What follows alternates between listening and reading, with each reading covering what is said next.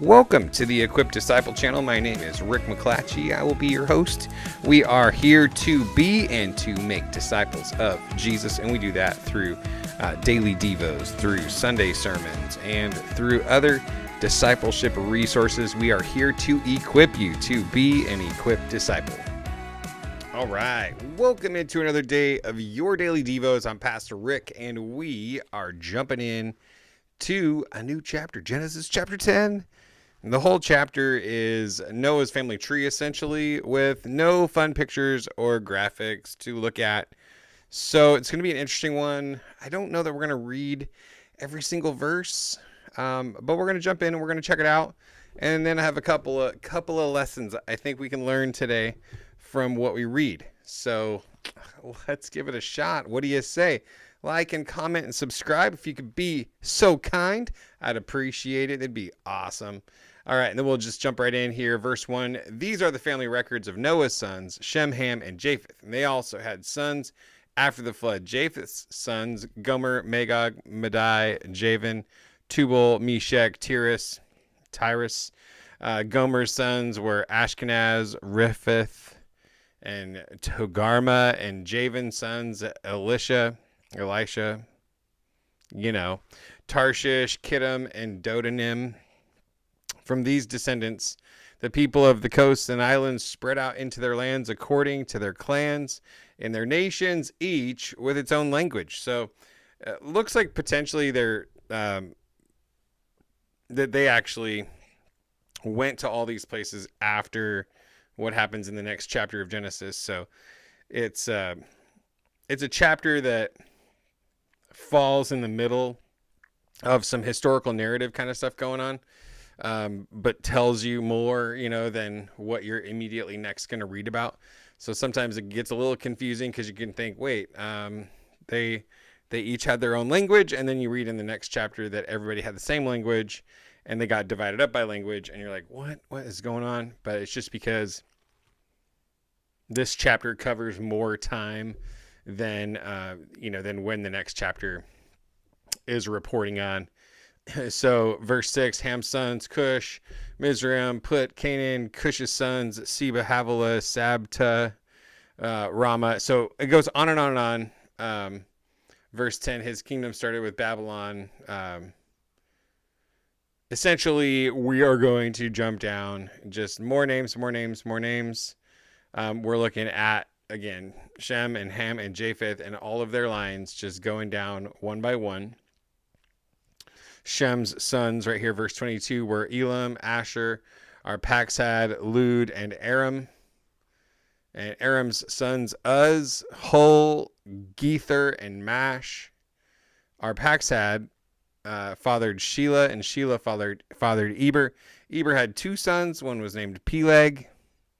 Who likes that name? I mean, come on. For during his days, the earth was divided. His brother was named Joktan. Joktan fathered Almadad, Sheleph, Hazarmaveth,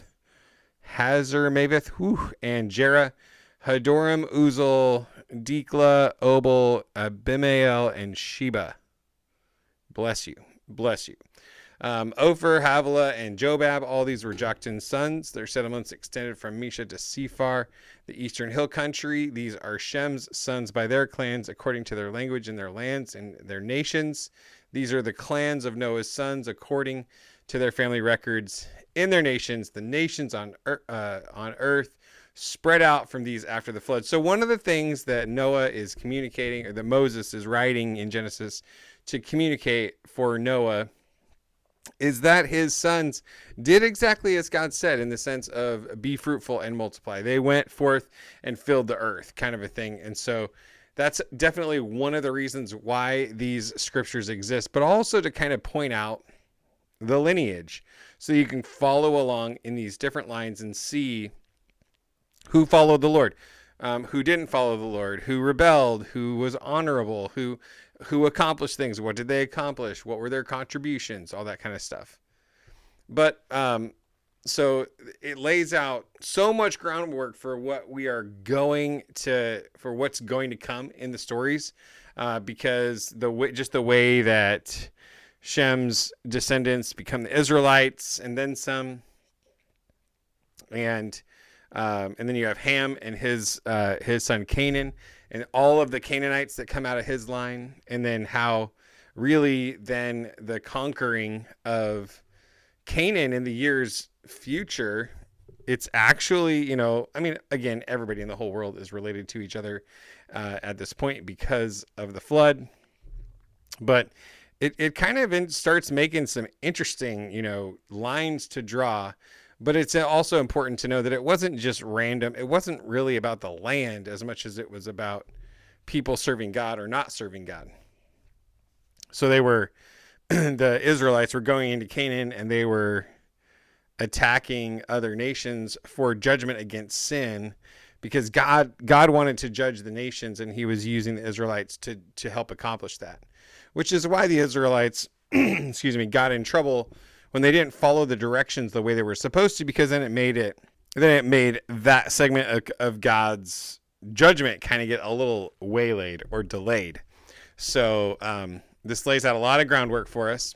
And it shows us that the beginning of the line of Shem, out of the line, we will get Abraham, Isaac, Jacob, and Jesus. Hello. Jesus comes out of the line of Jacob through the tribe of Judah, the Lion of the tribe of Judah. So this shows us that family line beginning.